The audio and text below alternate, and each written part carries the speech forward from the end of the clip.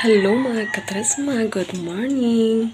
Dito naman po ako, magluluto po ako ng miswa. May natitira pa kasi akong ulam kagabi na pritong isda. May miswahan ko ngayon. Lagyan ko ng sabaw. Tara, samahan niyo ako mga katresma.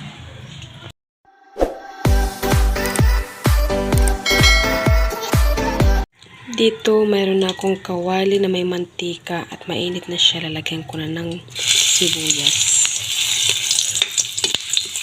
Sibuyas muna yung unahin natin para hindi masunog yung ating bawang.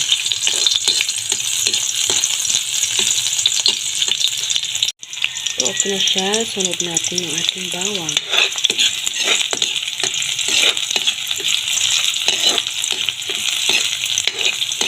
May natira pa kagabi na ulam namin na prito. Ngayon, sasabuhan kong umaga. Diba? Ito yun, oh. Yan, mga katresma. Para may sabaw ngayong umaga yung estudyante ko. Papasok sa paaralan eh.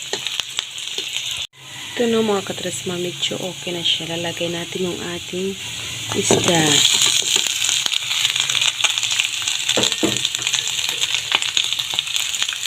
Ilagay muna natin yung ating isda bago natin lagyan ng tubig. Para yung sibuyas at bawang niya mapunta sa isda natin. Para masarap. Pwede nyo itong garayahin. Pero hindi rin. Nasa inyo lang ito mga katresma.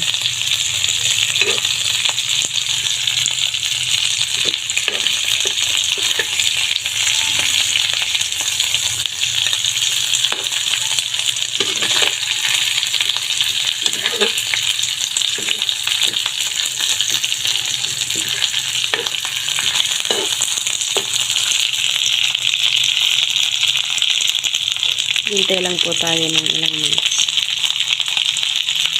Ito na siya mga katresma. Lalagyan ko na ng tubig.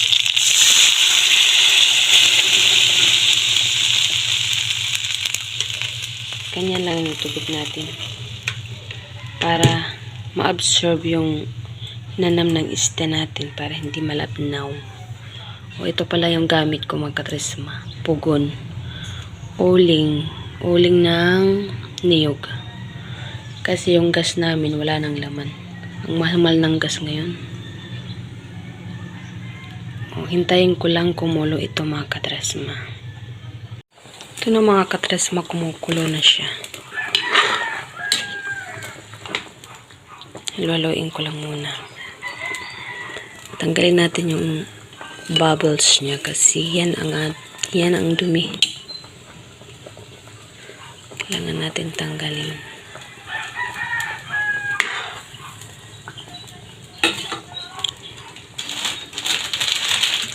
Ilalagyan na natin yung ating miswa.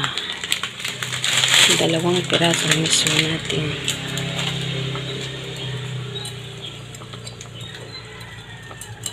Babad lang natin habang lalagyan natin ng ingredients para masarap.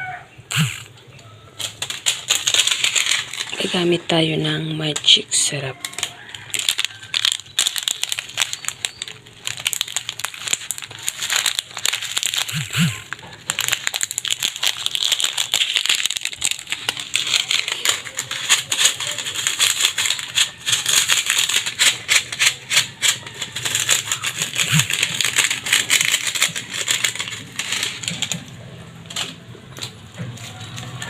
Nalagyan ko ng konting Ajinomoto. Nasa inyo lang guys kung maglalagay kayo.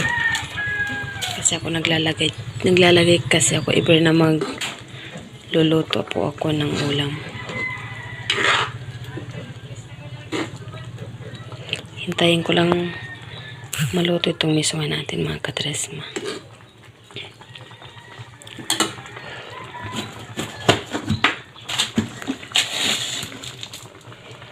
Nalagay pala ako ng asin para mas masarap ang ating linuto.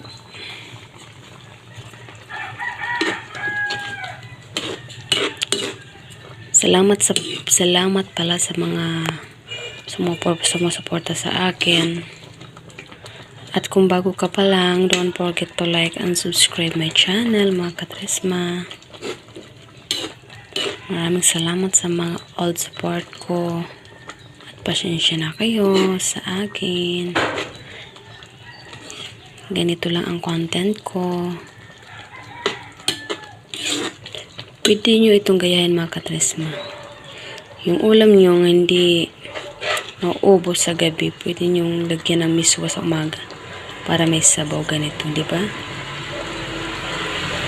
Tikman ko muna. Wow, suwabe. Tamang-tama lang ang timpla, mga katresma. Ang sarap. Pwede na siya, mga katresma. Okay na yan kasi yung miswa natin madali lang maluto niyan. Kaya okay na siya. Tanggalin na natin siya sa ating apoy. Mga katresma, hanggang dito na lang ang ating video. Oh, yummy, yummy. Miswang isda. Maraming salamat. Thank you. Ito na, mga katresma, ang ating dish ngayon. Miswa na may pritong isda. Yummy.